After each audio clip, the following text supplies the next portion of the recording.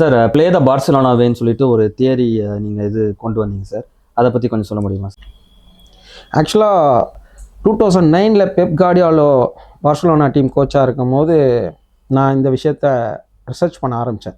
ஏன் ரிசர்ச் பண்ண ஆரம்பித்தேன்னா, அந்த டிக்கி டாக்கான்னு ஒரு விஷயத்த அவர் கொண்டு வந்தார். அது ரொம்ப எல்லாருக்குமே ஒரு ஆச்சரியமாக இருக்கும். ரொம்ப ஃபாஸ்ட் டச்சஸாக இருக்கும். அது எப்படி ஆடுறது அப்படின்றதே ஒரு குழப்பமாக இருக்கும். எப்படி ஆடுறாங்க அப்படின்ற விஷயத்தையே வந்து ரொம்ப குழப்பமாக. நான் ஆக்சுவலாக மான்செஸ்டர் யுனைட்டடோட ஃபேனாகவும் அதை தான் நான் நிறைய அனலைஸ் பண்ணியிருந்தேன். நான் காலேஜ் லயோலா காலேஜ் படிக்கிற போது யூனிவர்சிட்டி ஆடுற வரைக்கும். அதுக்கப்புறம் இந்த 2009 நான் கோச்சாக படிக்க ஆரம்பித்து அதுக்கப்புறம் இந்த விஷயம் வந்து ஹைலைட் ஆனதுக்கப்புறம் இவங்க எப்படி இவ்வளோ சூப்பராக ஆடுறாங்க. எந்த டீம் கூட ஆடினாலும் அவங்களோட பர்ஃபார்மன்ஸு உங்களுக்கு தெரிஞ்சிருக்கும்.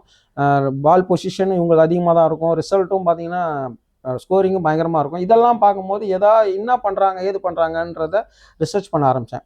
அப்போது ரிசர்ச் பண்ணி ஒரு விஷயத்தையும் அதுலேருந்து கண்டுபிடிச்சேன். டிக்கெட்டாக்கா எப்படி ஆடுறாங்க, அது எப்படி நம்ம பிளேயர்ஸ் ஆட வைக்க முடியும், ஆட வைக்கலாம் அப்படின்னு. அப்போ பார்த்தீங்கன்னா நான் நிறைய ஒரு 1 இயர் ரிசர்ச் பண்ணதுக்கப்புறமே ஒரு விஷயங்கள்லாம் கண்டுபிடிச்சிட்டேன். அவங்களோட ஒர்க் அவுட்ஸை நம்ம பிளேயர்ஸுங்களுக்கு புரிகிற மாதிரி ஒரு சப் ஒர்க் அவுட் கிரியேட் பண்ணேன். ஏன்னா இப்போ டிக்கெட்டாக்கெல்லாம் பார்த்தீங்கன்னா எடுத்த உடனே விளையாட முடியும். அது ஆடணும்னா 2 ஃபுட்டும் பர்ஃபெக்டாக இருக்கணும், வேலை செய்யணும். ஒரு கால் வேலை செஞ்சால் கொஞ்சம் கஷ்டம், 2 காலும் ஈக்குவலாக வேலை செஞ்சதுன்னா ஈஸியாக ஆடலாம். அப்படியே வேலை செஞ்சாலும் அதை வந்து சிச்சுவேஷனுக்கு ஏற்ற மாதிரி எப்படி அவங்க ஆட வைக்கணுன்றதுக்கு ஒரு புரிய வைக்கிறதுக்காக ஒரு சப் ஒர்க் அவுட்ஸ் கிரியேட் பண்ணி அது மூலமாக ஈஸியாக நம்ம பிளேயர்ஸுங்களை ஆட வச்சோம்.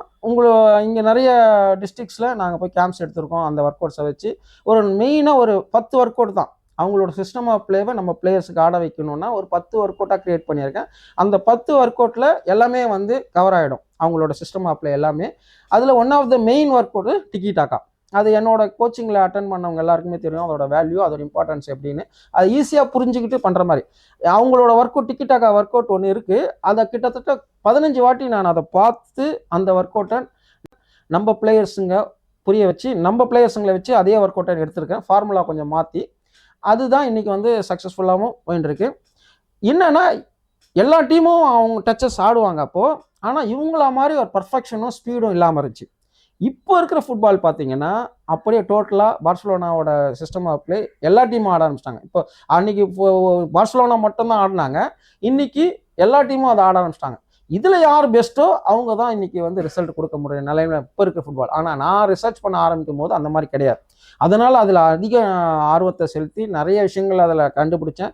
அதில் ஒரு சில விஷயங்கள் பார்சிலோனாவோட மிஸ்டேக்ஸ் வீக்னஸும் நான் கண்டுபிடிச்சி அந்த விஷயத்தையும் நான் வந்து அப்போவே ஃபேஸ்புக்கில் போட்டிருந்தேன். அதில் 2 விஷயத்த சொல்லியிருப்பேன்.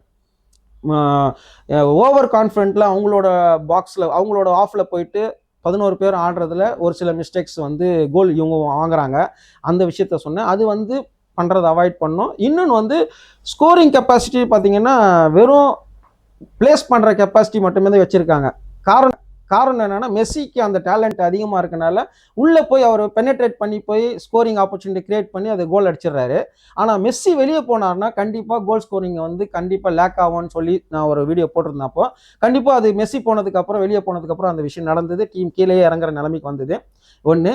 அதுக்கு ஏன் வந்துன்னா இப்போ அதே பார்த்தீங்கன்னா அந்த பெப் கார்டியோலா இங்கே இருக்கும் போது இந்த ஸ்கோரிங் வந்து மெஸ்ஸியை வச்சு இந்த சிஸ்டம் ஆஃப் பிளே மட்டும்தான் இருந்தது. ஆனால் அவர் இதுக்கப்புறம் பேயர்ன் மூனிக் போனார். பேயர்ன் மூனிக் போய் பார்த்தீங்கன்னா அவங்க நார்மலாகவே நேச்சுரலாகவே ஏர்பாலில் அவங்க வந்து நல்லா அவங்க எப்படி இருப்பாங்கன்னு எல்லாருக்குமே தெரியும். ஹெட்டிங்கில் அதேமாதிரி லாங் ரேஞ்ச் ஷூட்டிங்கில் நல்லா இருப்பாங்க. அப்போது என்ன ஆச்சுன்னா இவங்க உள்ளே போய் பெனட்ரேட் பண்ணி கோல் அடிக்கிற scoring opportunity plus air ball heading plus long range shooting, இந்த 3 ஆப்பர்ச்சுனிட்டியும் வந்து சிச்சுவேஷன் கேமாக யூஸ் பண்ணுறதுனால ஈஸியாக அவங்க ரிசல்ட் கிடச்சிது, வின் பண்ணுறாங்க. இன்றைக்கும் அவங்க பர்ஃபார்மன்ஸ் நல்லா இருக்குது. அதே மாதிரி சிட்டிக்கு போனார் பெப் கார்டியோலா, அங்கேயும் வந்து இந்த கிராசஸ் லாங் ரேஞ்ச் ஷூட்டிங்கு சேர்ந்ததுனால இன்றைக்கும் அவங்க ஈஸியாக ஸ்கோர் பண்ணுறாங்க. ஆனால் பார்சிலோனாவில் இந்த ஒரு ஆப்ஷன் மட்டுமே வச்சு விளையாண்டதுனால நிறைய மேட்சஸ் இப்போ கடைசி நேரத்தில் ஜேவி வந்து அவர் கோச்சை வந்ததுக்கப்புறம் நிறைய இப்போ திருப்பி இந்த விஷயங்களை ஃபுல்ஃபில் பண்ணியிருக்காங்க. ஹெட்டிங்கில் ஸ்கோர் பண்ணுற பிளேயர்ஸுங்களை உள்ளே கொண்டு வந்திருக்காங்க, லாங் ரேஞ்ச் ஷூட்டிங் பண்ணுற பிளேயர்ஸுங்களை கொண்டு வந்திருக்கனால இப்போ திருப்பி பர்ஃபார்ம் பண்ணிட்டு வராங்க. நல்லா ரிசல்ட்டும் நல்லா அதுக்கேற்ற மாதிரி 4 கோல்ஸ் அந்த மாதிரி 5 கோல்ஸ் அடிக்கிறாங்க. இந்த மாதிரி விஷயங்களை கிட்டத்தட்ட ஒரு 15 வருஷத்துக்கு மேலே ரிசர்ச் பண்ணி நிறைய விஷயங்களை நம்ம தமிழ்நாடு பிளேயர்ஸுங்களை அச்சீவ் பண்ண வைக்கணும், அவங்க நம்ம தமிழ்நாடு பிளேயர்ஸும் நம்ம இந்த மாதிரி இந்தியன் பிளேயர்ஸையும் ஆட வைக்கணும்னு சொல்லி இந்த விஷயங்கள் நான் எடுத்து ஸ்டெப் பண்ணும்போது நிறைய பேர் வந்து சொன்னாங்க அதெல்லாம் ஆட வைக்க முடியாது, ஃபாரின் பிளேயர்ஸால் தான் ஆட முடியும் அப்படின்னு நிறைய பேர் சொன்னாங்க. நானும் நிறைய ஆர்கியூமெண்ட் பண்ணி பார்த்தேன், ஏற்றுக்கிற மாதிரி இல்லை. சரி இதை வந்து செயல்முறையில் கொண்டு வந்தால் தான் இதை வந்து சக்ஸஸ்ஃபுல் ஒத்துப்பாங்க அப்படின்றதுக்காக தான் அதுக்கப்புறம் நம்ம கோச்சிங்கில் இறங்கி இதை வந்து இம்ப்ளிமெண்ட் பண்ண ஆரம்பிச்சு தான் அதுக்கு கிராஸ் ரூட்டில் அண்டர்-14 டீம் ஏஜே போல் யங்ஸ்டர்ஸ் டீமை வந்து உருவாக்கணும். இந்த சிஸ்டம் ஆஃப் பிளேயில் அவங்கள ஆட வச்சு இன்றைக்கி பார்த்தீங்கன்னா தமிழ்நாட்டில் தெரியாத டீமே கிடையாது, பிளேயர்ஸே தெரியாது, எல்லாருக்குமே தெரியும் இவங்களோட சிஸ்டம் ஆஃப் பிளேயர்த்து. அதே மாதிரி நம்மளோட இந்தியன் டீமுக்கும் தமிழ்நாட்டு டீமுக்கும் இதை கொண்டு வரணுன்ற ஆசையில் தான் நான் வந்து நிறைய விஷயங்கள் ரிசர்ச் பண்ணி இன்னும் இப்போ புதுசாக ஒரு ஸ்ட்ராட்டஜியும் வந்து ரிசர்ச் பண்ணியிருக்கேன். வேர்ல்டில் எந்த ஒரு டீமும் வந்து இதை வந்து இம்ப்ளிமெண்ட் பண்ணல, வேர்ல்ட்லையும் இம்ப்ளிமெண்ட் பண்ணல, கிளப்ஸும் இம்ப்ளிமெண்ட் பண்ணல. அது வந்து ரொம்ப பவர்ஃபுல் ஸ்ட்ராட்டஜி. அது வந்து டிஃபெண்டிங் ஸ்ட்ராட்டஜி தான், ப்ளஸ் ஸ்கோரிங் வந்து ஈஸியாகும். அந்த விஷயத்த வந்து இது கண்டிப்பாக நான் சீக்கிரத்தில் ஒரு பெரிய டீமுக்கு வந்து அதை இம்ப்ளிமெண்ட் பண்ணி அது உலகத்துக்கு வெளிப்படுத்தணுன்ற ஒரு நோக்கத்தில் இருக்கிறேன். கண்டிப்பாக அது சீக்கிரத்தில் கடவுள் அதுக்கான வழியை உருவாக்க நம்புகிறேன். கண்டிப்பாக இந்த பார்சலோனா சிஸ்டம் ஆஃப் பிளே உலகமெங்கும் நம்ம தமிழ்நாடு பிளேயருங்க மூலமாக, இந்தியன் பிளேயர்ஸ் மூலமாக வெளிப்படும் நம்புகிறேன் நான்.